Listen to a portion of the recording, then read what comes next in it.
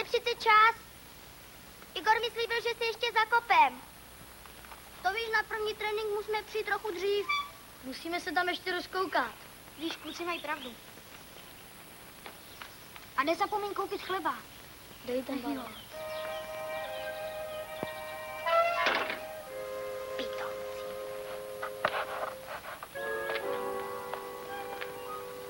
A pro ten chleba si běž sám.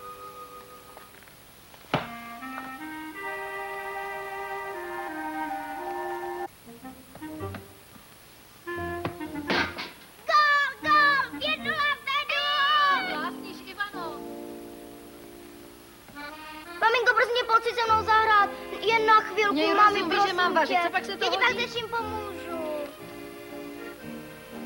Můžeš jít do branky nebo do útoku, jak chceš. Podívej, tamhle je branka a tady od pumpy se střílí. Ale... Mami, prosím tě.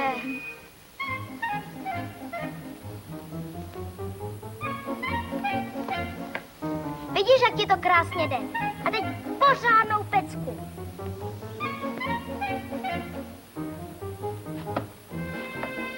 A s rozběhem ráno jako masopust.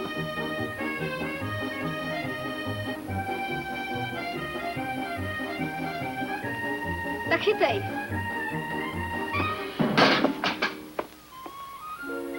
Gól, dala jsi mi gól.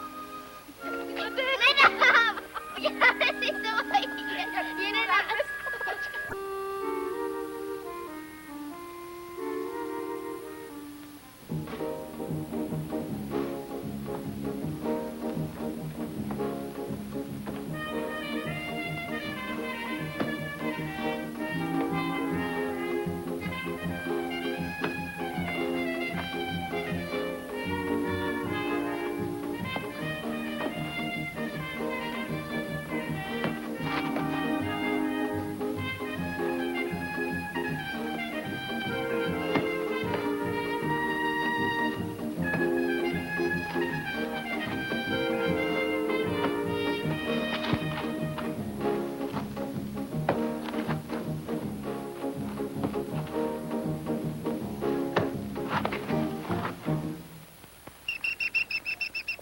Chlapci, sem!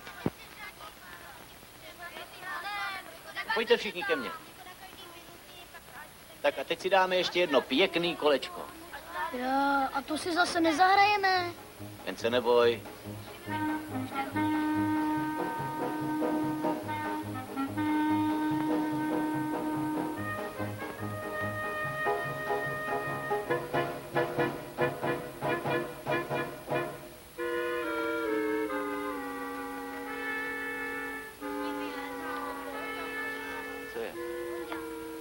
Co je s tebou? Ale mám něco s kolenem. Ukaž. Neboj se. Bolí to? Já bych se chvilku odpočinul. Až zase budeme hrát, tak bych zase nastoupil. Tak to asi ne. Když nemůžeš trénovat, nemůžeš ani hrát. Stejně je to k ničemu. Měli bychom víc hrát. Když mám kopat, tak už jsem unavený. Právě proto se musí víc trénovat, abyste nebyli unavení. Když ne, tak nebudeš hrát. A koho dáte do obrany? Bude neblbý. Tak se mi zdá, že jste měli přinést žákovské knížky. Ukaž mi.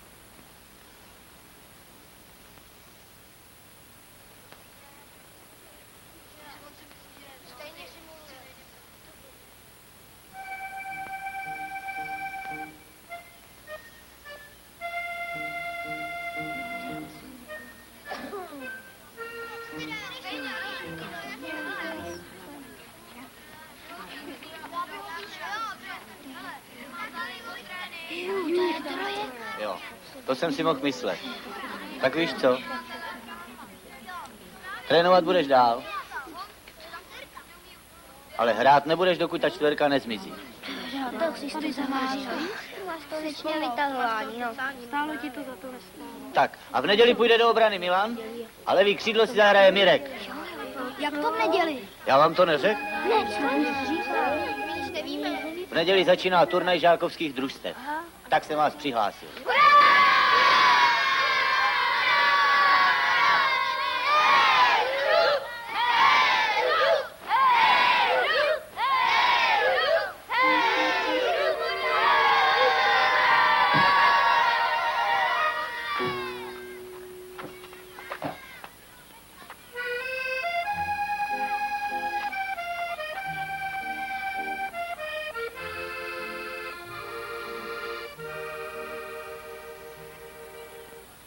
Ošetřovatel pracuje ve zvláštním obleku a obuvi a používá jich pouze při práci v karanténě. Do jiných stájí nesmí.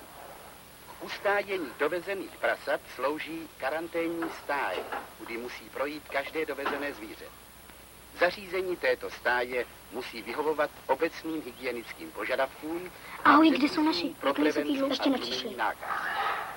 Podlaha je nepropustná, dá se dobře splachovat a dezinfikovat a kanalizace je s vyhovujícím samospádem až do močůvkové dýmky. Dostatek čisté vody a Ivano, zásoba představ si, že nám v neděli začíná turnaj. To taky vím. stále po ruce. Ty to víš, jak to? V době karantény je nutné Já hraju dohled spojku Mirek levý veterinárního křídlo a lékaře. chytat bude Buček, Pozorně ten panela. sleduje zdravotní stav zvířat, To je toho. provádí běžná klinická vyšetření, A nerušně. popřípadě očkování proti moru a července, u plemenných prasat pak tuberkulinaci, zkoušku na brucelózu nebo podčervení. Po skončení karanténní doby, která u užitkových zvířat trvá obvykle 4 týdny, u plemenných až 6 týdnů, vykoná veterinární lékař závěrečnou prohlídku. Ta zhodnotí a rozhodne o skončení, popřípadě o prodloužení karanténní doby. Co se díváš na takový blbiny? Nech to.